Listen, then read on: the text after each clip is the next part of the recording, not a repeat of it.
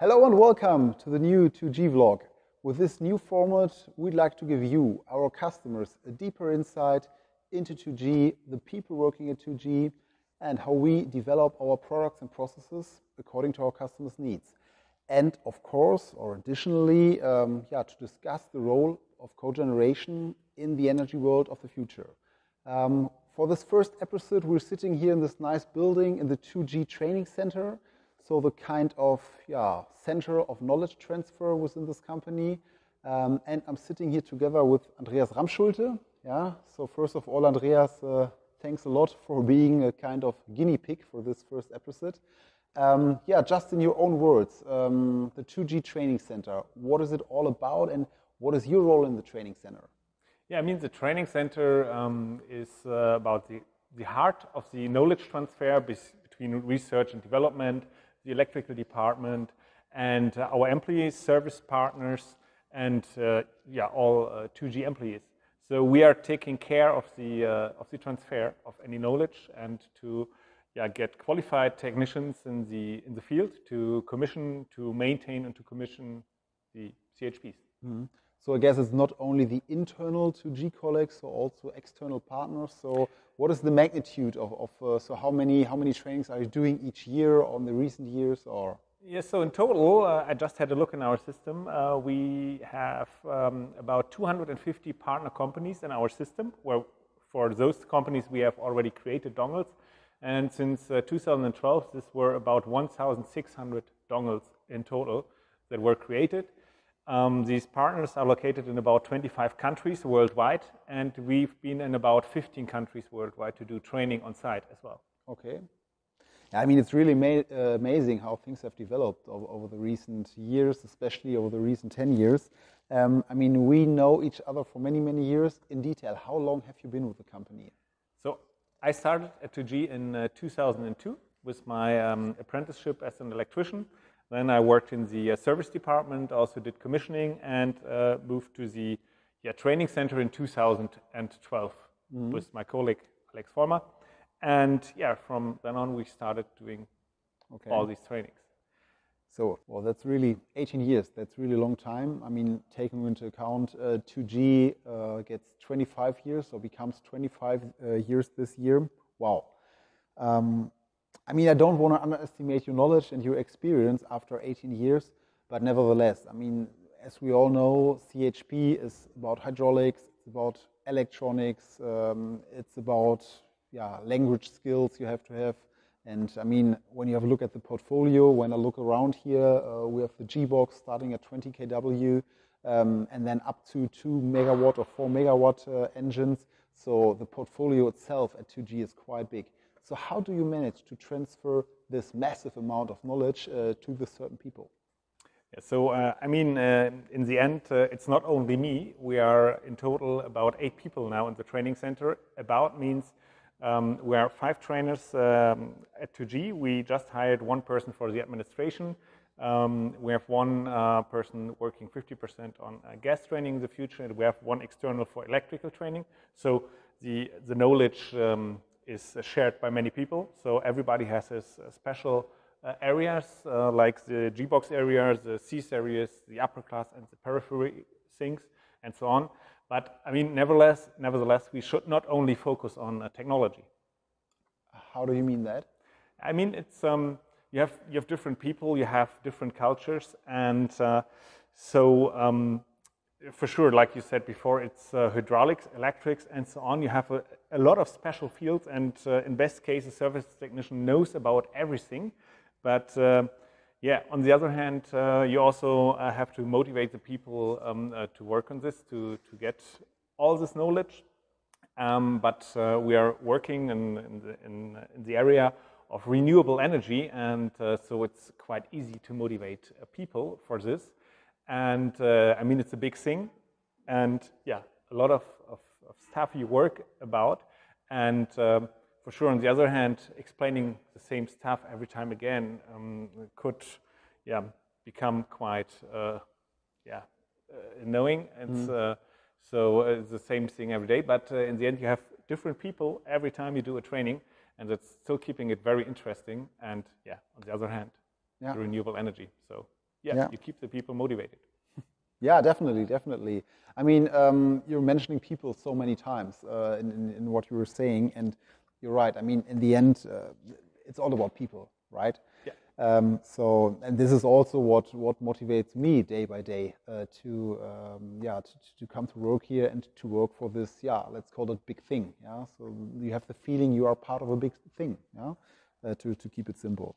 Now after all these, let's say, very motivating topics, maybe to a rather difficult one. We are living in quite, strange times. We all suffer from the Corona crisis, and in the end, everybody just hopes to stay healthy and to stay safe, of course, and also everybody is seeking for a certain kind of, to get his or her normal life back. To what extent this Corona crisis affects your daily business in the training center?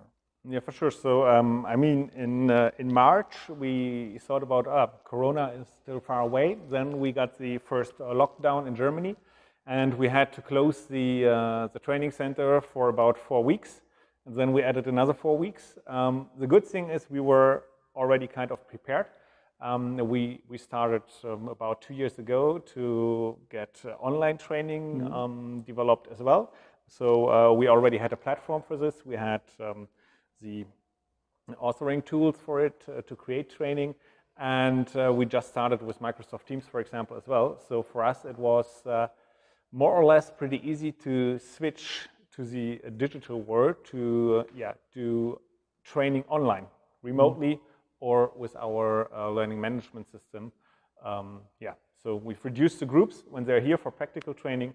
We have smaller groups, and a lot of things are just done online now. Yeah, it's really interesting. I mean, I think the plans of being more online, I think, are around for years.